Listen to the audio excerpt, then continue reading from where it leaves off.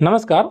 इस चैनल के माध्यम से हम इंडिया की जियोग्राफी को मैप के थ्रू कंप्लीट कर रहे हैं। ये जो मैंने आपके सामने ग्रीन कलर का आज रेंज बनाई है, ये अरावली माउंटेन रेंज है, जिसका विस्तार राजस्थान में लगभग 80% है। इसके अलावा दिल्ली से लेकर गुजरात तक भी थोड़ा बहुत इसका क्षेत्र दिखाई दे जाता है।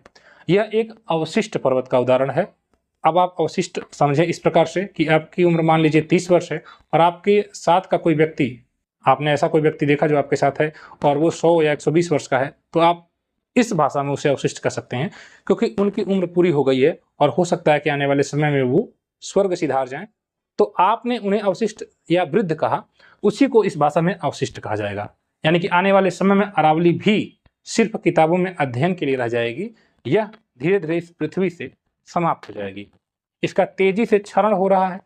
कई ऐसे कारक हैं जिसकी वजह से अरावली समाप्त हो रही है, और जैसा कि हमने बताया कि आने वाले समय में सिर्फ इसका अध्ययन किताबों में होगा, इसीलिए इसको हम अवशिष्ट पर्वत कहते हैं। यह बची हुई किताब एक प्रकार से है, क्योंकि यहाँ हिमालय को आप देखें, तनकर सीना ताने खड़ा है, वहीं अरावली हिमालय को आप देखें, 8000 मीटर ऊंची पर्वत शिखर है वहाँ पर। लगभग माउंट एवरेस्ट को आप देखते हैं 8850 के आसपास है। यहीं अरावली का विस्तार अगर आप देखें, अरावली का जो हाइट देखें तो 800 मीटर 600 मीटर रह गया है, यानी कि 10 गुना से भी कम। ये 600 है, वो 8000 है, 8000 से भी ज़्यादा है। तो कारण यह है कि ये बहुत ज़्यादा प्राचीन है, बहुत ज़्यादा पुरानी है। लगभग 700-800 मिलियन वर्ष पहले तक ये बनकर डेवलप हुई, और ये वलित भी है। वलित क्यों? जैसे हिमालय वलित है, क्यों? वलित पर्वत का मतलब दो चट्टानें जब आपस में टकराती हैं तो कुछ इस प्रकार से उठती हैं। इसी प्रकार से इधर ये चट्टानें जब टकराएं तो बीच में आपने देखा, आप समझते होंगे कि जब प्लेटें एक दूसरे टकराती हैं तो वलन पड़ता है, और वलन के बाद ये चीज़ें उठती हैं। तो बीच की चीज़ें उठी जब दोनों चट्टानें इधर से टकराएं, दो प्लेटें इधर से टकराएं तो बीच का क्षेत्र उठा और अरावली का निर्माण हुआ। ये अपने निर्माण के आधार पर वलित पर्वत है, लेकिन समय के आधार पर अगर इसको देखा जाए तो अवशिष्ट पर्वत है। पूरे एशिया में इतना प्राचीन पर्वत कोई और है नहीं जितना अरावली आपको दिख रही है। और जैसा कि हमने बताया कि यह आने वाले समय में समाप्त भी हो जाएगी। इसका विस्तार दिल्ली में राष्ट्रपति भवन, रायसीना हिल से लेकर गुजरात में पालमपुर तक है। इसकी हाइट इधर ज़्यादा है थोड़ी सी, और इधर हाइट कम है। क्यों? इसका भी कारण हो सकता है, समझ सकते हैं आप।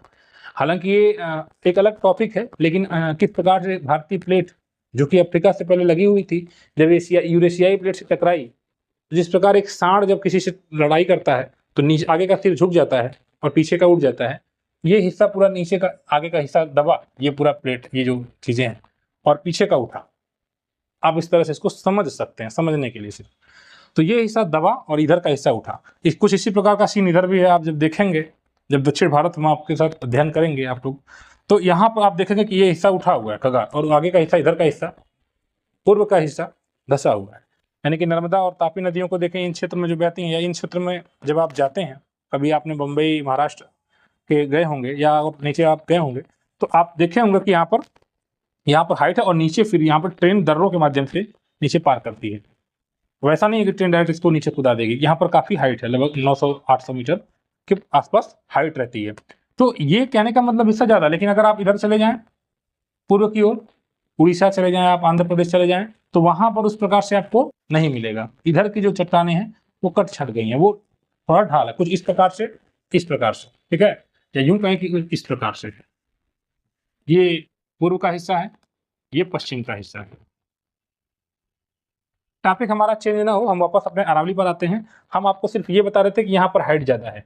तो एक चीज़ समझ लीजिए कि जहाँ हाइट ज़्यादा होगी वहाँ बारिश भी होगी। जिस पर्वत श्रृंखला की हाइट ज़्यादा है वो बारिश भी ज़्यादा करेगा।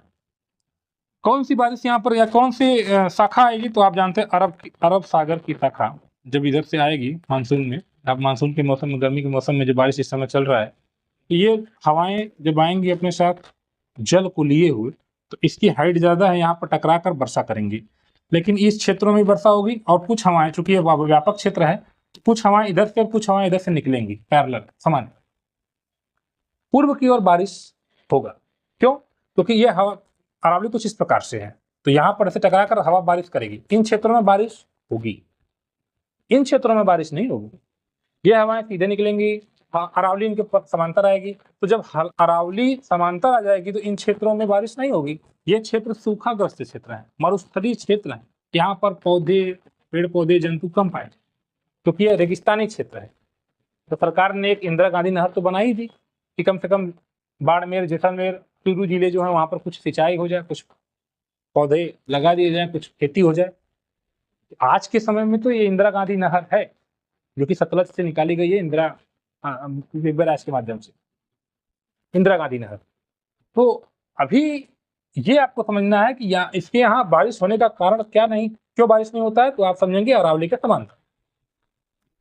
ठीक, अब यहाँ पे एक नदी भी निकलती है, इसको भी याद रख लीजिएगा, लूनी नदी है। ये जो आपको दिखाई दे रहा है ये अंतःस्थलीय नदी है। लूनी नदी इसी अरावली से निकल रही है और बहते हुए इसी मतलब समुद्र तक नहीं जा रही है, बीच में जो कच्छ कारण है यहीं पर विलीन हो जाती है, यानी कि समुद्र तक जा ही नहीं पाती है, दलदली क्षेत्र में ही जाकर ये नदी विलीन हो जाती है। प्रश्न आपसे पूछा जाएगा कि कौन सी ऐसी नदी है भारत में, 4 नदियों का उदाहरण भी दे दिया जाए कि जो समुद्र तक नहीं जा पाती है, तो आप इसको बताइए। फिर मुख्य नदी है अरावली से पश्चिम की ओर निकल रही है। इसके अलावा ये जो दूसरी नदी आपको दिखाई दे रही है साउथ की, ये साबरमती नदी है। साबरमती यहाँ से निकल रही है और फिर ये गुजरात में खंभात की खाड़ी तक जा रही है और अपना जल खंभात की खाड़ी में गिरा देती है। तीसरी नदी जो आपको दिखाई दे रही है वो बनास है। ये चंबल की सहायक नदी और चंबल यमुना की सहायक नदी। आगे हमने अध्ययन किया था जब, तो हमने ये पढ़ा था कि चंबल आगे यमुना में मिलती है, लेकिन चंबल में बनास मिलती है, ये अब आप जान लीजिए। और अरावली से निकल रही है बनास, पूर्व की ओर बह रही है। तो ये चीजें आप समझ लीजिए। इधर चौड़ी है, यहाँ पर अरावली रेंज में ही एक माउंट आबू, ये मतलब जैसे पर्वत श्रृंखलाओं के अलग अलग नाम है, इसी अरावली का भाग माउंट आबू, और यहाँ पर गुरु शिखर है, सबसे ऊंची चोटी। आपसे पूछा जा सकता है कि अरावली की सबसे ऊंची चोटी कौन सी है, तो आप जवाब दीजिए। मैंने बता ही दिया है, माउंट आबू। हाइट पूछा जा सकता है 1722 मीटर। यहाँ पर हाइट 1722 मीटर है, लेकिन यहाँ पर हाइट 1700 नहीं मिलेगा आपको। मैंने बताया आपको इसकी एवरेज हाइट 600 से 800 मीटर के आसपास है। सांभर झील यहाँ पर है, चारों ओर से अरावली से ही घिरी हुई है। तो आपसे ये भी पूछा सकता है सांभर झील कहाँ पर है, ये भी आप याद रखिएगा। इस विस्तार इसका कहाँ है, आप देख ही रहे हैं, दिल्ली है, राजस्थान है, गुजरात है, इन क्षेत्रों में इसका विस्तारक प्रभुत्व हरियाणा को भी आप मान सकते हैं। लेकिन वर्तमान में दिल्ली में आपको जाएंगे तो आपको दिखेगी नहीं, क्योंकि मैंने आपको बताया कि इस पर्वत श्रृंखला का काफ़ी तेजी से दोहन हुआ है जगह जगह चीज़ें, चूँकि यहाँ पर खनिज की दृष्टि से भी यह क्षेत्र बहुत महत्वपूर्ण है। व्हाइट मार्बल के लिए महत्वपूर्ण है। आगरा का ताजमहल आप जानते होंगे इन्हीं चट्टानों से बना। यहाँ पर खनिज की दृष्टि से भी यह क्षेत्र काफ़ी महत्वपूर्ण है।